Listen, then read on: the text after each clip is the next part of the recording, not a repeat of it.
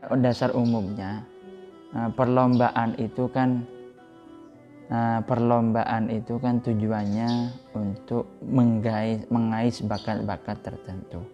Dan pada zaman Kanjeng Nabi, diawali pertama kali Kanjeng Nabi itu pernah menantang gulat. Bukan pernah menantang gulat, tapi ditantang oleh siapa? Oleh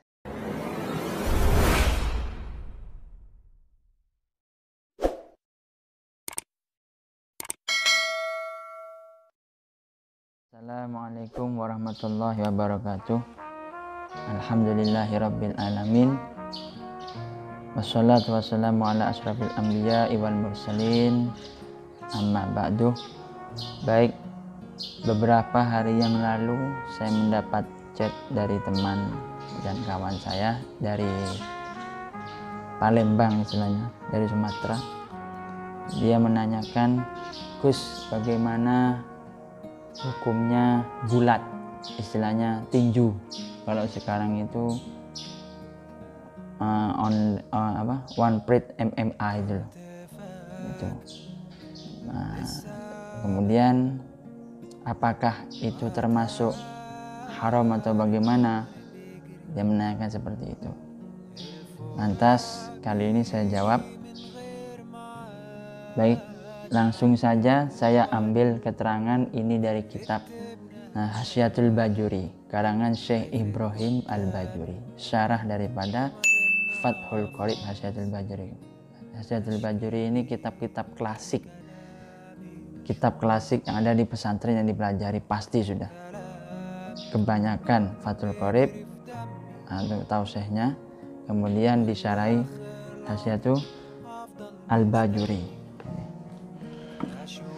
Baik, saya menjawab di sini halaman 306, Kitab Sabqi war Ramyu. Pada dasar umumnya perlombaan itu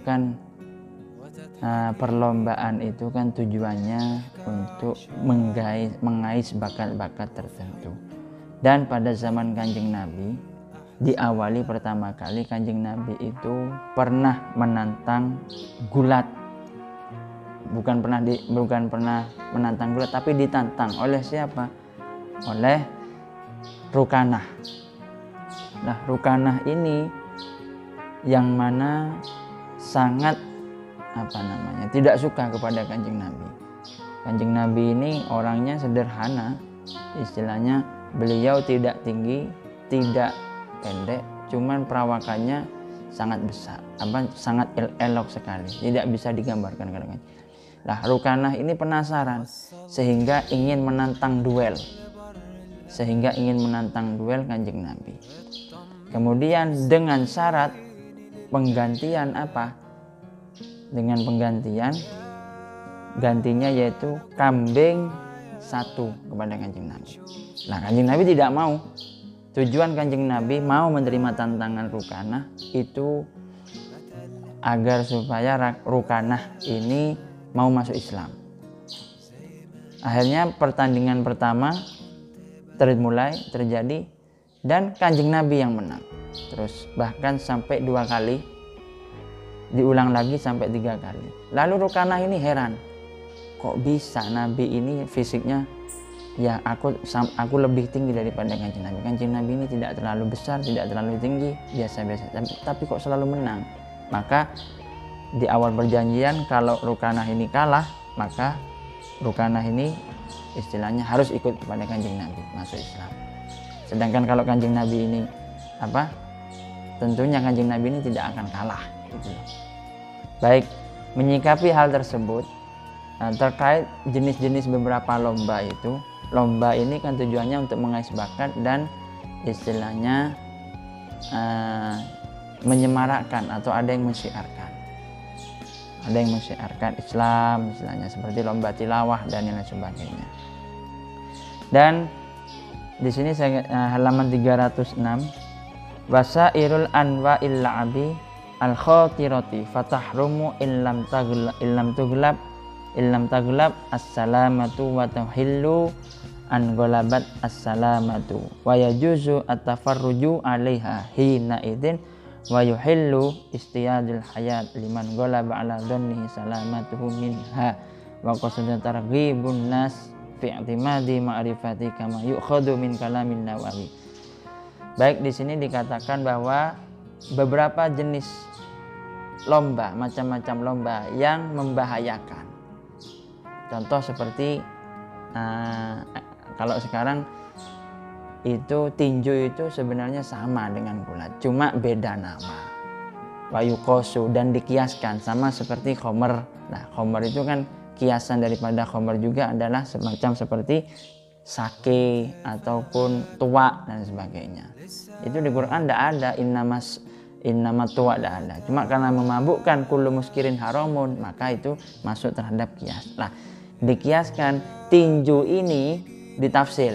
Kalau menurut ulama yang waro istilahnya, yang tidak mau harta-harta syubhat, menghukumi haram karena berdasarkan kaidah fikih di dalam kitab Faraidul Bahiyah karangan Syekh Ibrahim Al-Ahdal, orang Yaman Zabid. Di sana ada sebuah kaidah fikih, la doror wala diror. Jangan engkau membahayakan sesuatu sedangkan engkau itu membahayakan perkara tersebut. Nah, itu berlandaskan kaidah fikih itu. Kemudian itu tapi sekarang kan banyak istilahnya, nama yang menjadi beda, kickboxing online pride MMA itu sama saja dengan gulat. Nah, kemudian bagaimana ada ulama yang menghukumi tafsil, yaitu diperinci, yaitu boleh dengan konsekuensi hukumnya makro. Makro di sini itu tidak sampai mencapai batas haram. Apa? Yaitu tujuan daripada lomba itu kan ingin membahagiakan, at-tafarruj di sini wa yajuzu at-tafarruju 'alaiha, dan boleh membikin orang itu bahagia dengan adanya perlombaan itu. Sedangkan di Arab itu kan perlombaan yang masyhur, yang sangat dianjurkan oleh Kanjeng Nabi itu adalah furusiyah. Furusiyah ini adalah berkuda. Yang kedua musoroah. Bukan musoroah, tapi sahm, munadolah istilahnya, panah memanah itu. Terus sibaha ini ngelangi, berenang istilahnya. Baik. Menyikapi hal tersebut tentang outlet MMA Pride itu selama ilam tughlab as-salamatu, ketika keselamatannya itu masih bisa terjaga, wa tuhillu an ghalabat as-salama, maka boleh selama. Contohnya seperti sekarang dunia digemparkan dengan pensiunnya Habib Nurmagomedov.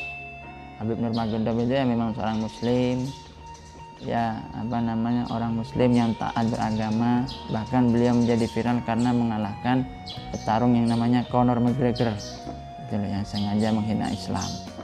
Nah, itu memang Habib tidak membalas secara ejekan ketika di bawah ring, tapi di atas ring beliau menumpahkan dan menunjukkan keprofesionalannya. Hukum ini juga berlaku sama dengan kickboxing, kemudian tinju dan lain sebagainya. Namanya cuma yang berbeda. Jadi gitu. Jadi di sini dikatakan bahwa dan untuk pembagian masalah hadiah juga harus adil. Makanya kan dalam perlombaan di sini bi'iwat, pengganti sebagai kompensasi hadiah itu harus adil. Misalnya juara 1 atau 10 juta.